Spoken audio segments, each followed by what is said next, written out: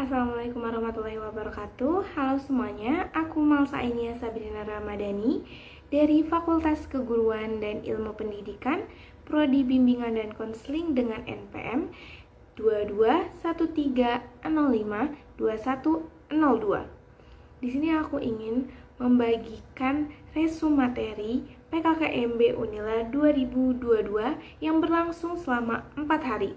Dimulai dengan hari pertama yang memiliki 3 materi.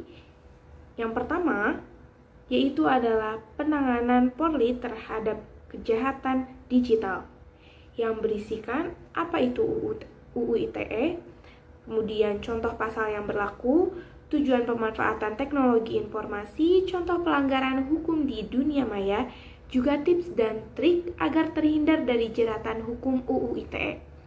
Dan materi yang kedua di hari pertama ialah pengembangan karakter mahasiswa sebagai intelektual anti kekerasan, yang di dalamnya dijelaskan apa itu bullying, di mana saja bullying dapat terjadi, jenis-jenis bullying, tanggung jawab kita sebagai generasi muda, dan fenomena patologi sosial.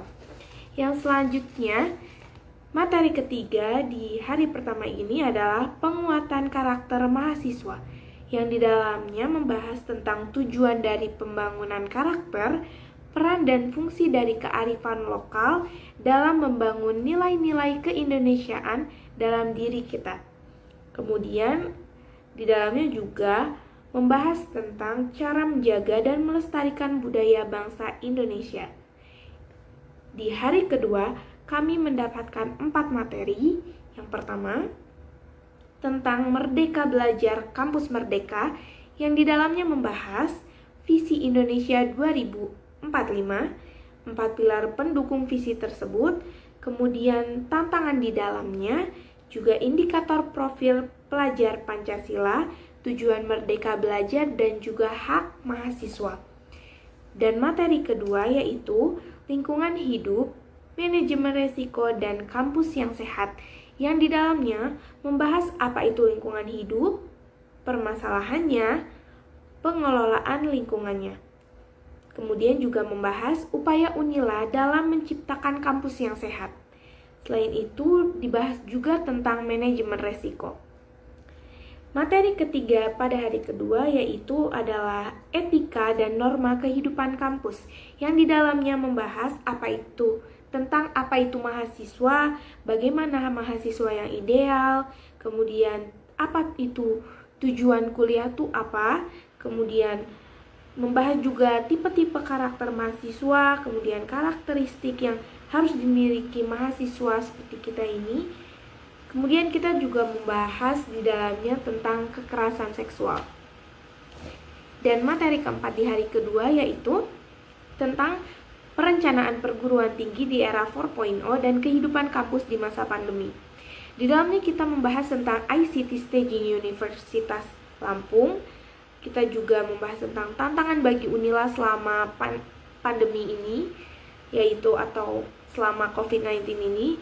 Juga membahas ada apa saja infrastruktur dan fasilitas yang ada di Unila yang diperuntukkan untuk mahasiswa. Kemudian di hari kedua, di hari ketiga, kita melaksanakan PKKMB fakultas yang berisi 4 materi. Yang pertama tentang pembelajaran di perguruan tinggi di era teknologi dan plagiarisme. Di dalamnya kita membahas tentang sistem pembelajaran di perguruan tinggi, kemudian kita juga membahas tentang plagiarisme. Kemudian materi keduanya itu membahas tentang sistem perkuliahan dan bimbingan akademik, yang di dalam materi tersebut kita diberitahu apa saja yang perlu kita lakukan sebagai mahasiswa dan apa saja yang perlu kita hindari selama kita berkuliah nanti. Kemudian materi ketiganya kita membahas tentang fasilitas untuk perkuliahan dan mahasiswa, khususnya di Fakultas Keguruan dan Ilmu Pendidikan, yang ternyata kita mendapat ruang kuliah, kemudian Yang di dalam materi tersebut itu membahas tentang ruang kuliahnya, kemudian tentang tanah dan bangunan di Fakultas Keguruan dan Ilmu Pendidikan, juga membahas tentang laboratorium pembelajaran. Kemudian di materi keempat, pada hari ketiga tersebut kita membahas tentang tugas pokok bagian kemahasiswaan dan alumni. Di yang selanjutnya kita pergi ke hari keempat, yaitu PKKMB ruang lingkup prodi, yaitu bimbingan dan konseling, yaitu tadi pagi hingga siang saya melaksanakan PKKMB tersebut. Kami dikenalkan dengan para dosen yang mengajar di jurusan bimbingan dan konseling.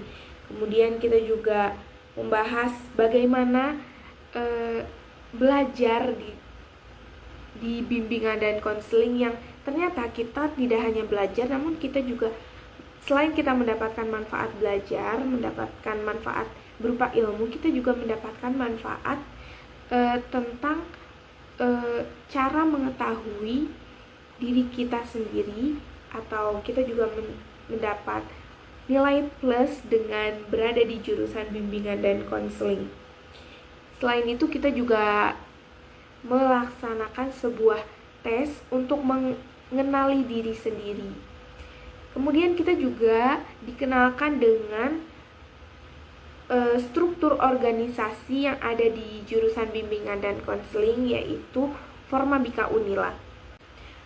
Mungkin sekian dari saya, resum PKKMB Unila 2022. Kurang lebihnya mohon maaf.